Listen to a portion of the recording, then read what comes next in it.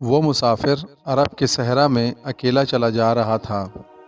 سن 8 ہجری کے زمانے میں عرب کا وہ علاقہ جہاں مکہ اور مدینہ آباد ہیں بڑا ہی خوفناک صحرا ہوا کرتا تھا، جلتا اور انسانوں کو جھلساتا ہوا ریگزار۔ ایک تو صحرا کی اپنی ہی صعوبتیں ہوا کرتی تھیں، دوسرا خطرہ رہزنوں کا تھا۔ مسافر قافلوں کی صورت میں سفر کیا کرتے تھے، پر یہ مسافر اکیلا ہی چلا جا رہا تھا۔ وہ اعلیٰ نسل کے جنگی گھوڑے پر سوار تھا، اس کی زرہ گھوڑے کے ذہن کے ساتھ بندھی ہوئی تھی، اس کی کمر سے تلوار لٹک رہی تھی اور ہاتھ میں برچھی تھی۔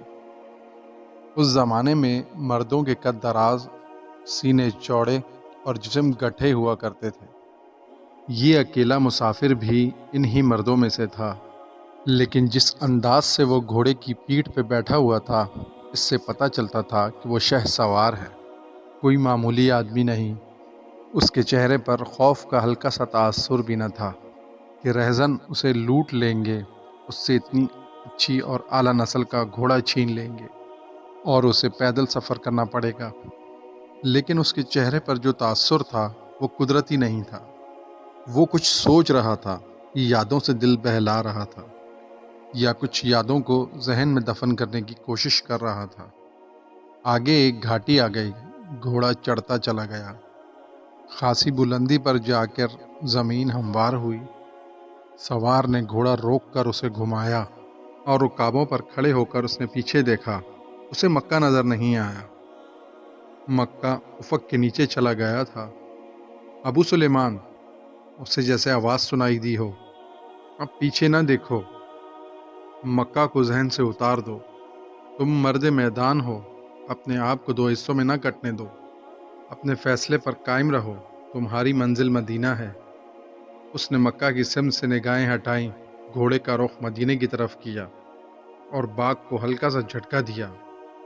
گھوڑا اپنے سوار کے اشارے کو سمجھتا تھا، نپی تلی چال چل پڑا۔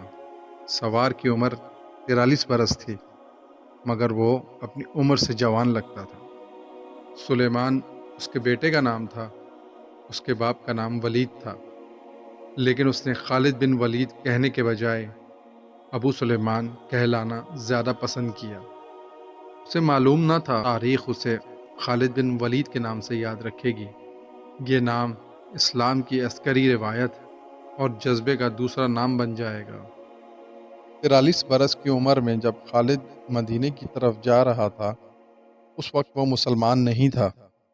چھوٹی چھوٹی جھڑپوں کے علاوہ وہ مسلمانوں کے خلاف 2 بڑی جنگیں، جنگ احد اور جنگ خندق لڑ چکا تھا۔ جب رسول کریم صلی اللہ علیہ وآلہ وسلم پر 610 عیسوی بروز سوموار کو پہلی وحی نازل ہوئی، اس وقت خالد کی عمر 24 سال تھی۔ اس وقت تک خالد اپنے قبیلے بنو مخزوم کی عسکری قوت کا قائد بن چکا تھا۔ بنو مخزوم کا شمار قریش کے چند ایک معزز خاندانوں میں ہوتا تھا۔ قریش کے عسکری امور اسی خاندان کے سپرد تھے۔ قریش خالد کے باپ ولید کے احکام اور فیصلے مانتے تھے۔ 24 برس کی عمر میں یہ حیثیت خالد کو بھی حاصل ہو گئی تھی، مگر اس حیثیت کو ٹھکرا کر خالد ابو سلیمان مدینے کو جا رہا تھا۔ کبھی وہ محسوس کرتا کہ جیسے اس کی ذات سے کوئی قوت اسے پیچھے کو گھسیٹ رہی ہو۔ جب وہ اس قوت کے اثر کو محسوس کرتا تو اس کی گردن پیچھے کو مڑ جاتی، لیکن اس کی اپنی ذات سے ایک آواز اٹھتی، آگے دیکھ خالد، تو ولید کا بیٹا ہے، لیکن وہ تو مر گیا، اب تو سلیمان کا باپ ہے، وہ زندہ ہے۔ اس کے ذہن میں 2 نام اٹک گئے تھے، محمد رسول اللہ صلی اللہ علیہ وآلہ وسلم، جو ایک نیا دین لے کر آئے تھے، اور الولید جو خالد کا باپ تھا، اور محمد صلی اللہ علیہ وآلہ وسلم اور محمد صلی اللہ علیہ وآلہ وسلم کے دین کا بڑا دشمن۔ باپ یہ دشمنی ورثے کے طور پر خالد کو دے کر دنیا سے رخصت ہو گیا تھا۔ خالد کے گھوڑے نے پانی کی مشک پر اپنے آپ ہی رخ بدل لیا تھا۔ خالد نے ادھر دیکھا، اسے گول دائرے میں کھجوروں کے درخت اور صحرا کے جھاڑی نما درخت نظر آئے۔ گھوڑا ادھر ہی جا رہا تھا۔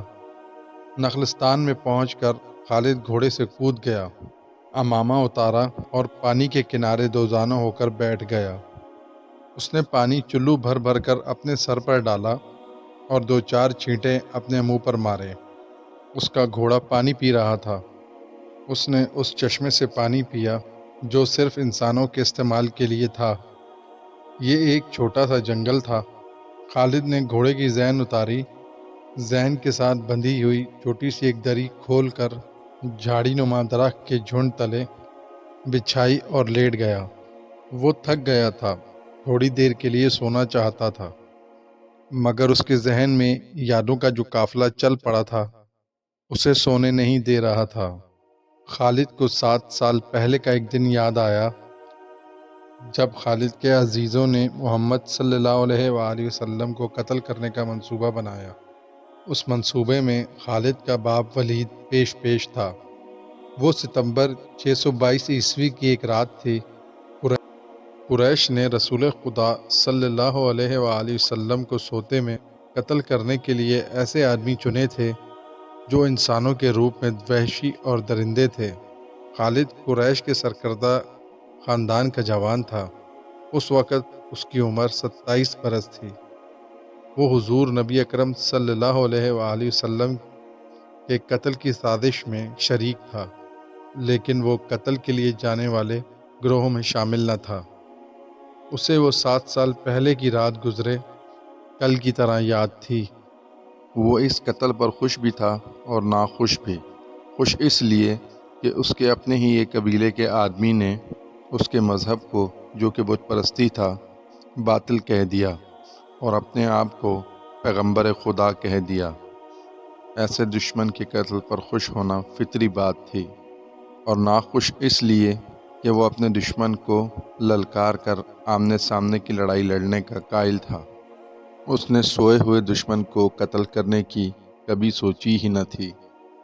بہرحال اس نے اس سازش کی مخالفت بھی نہ کی، لیکن قتل کی رات جب قاتل رسول خدا کو قتل کرنے مقررہ وقت پر گئے تو آپ صلی اللہ علیہ وآلہ وسلم کا مکان خالی تھا۔ آپ صلی اللہ علیہ وآلہ وسلم کا سامان بھی نہ تھا، نہ آپ صلی اللہ علیہ وآلہ وسلم کا گھوڑا اور نہ اونٹنی۔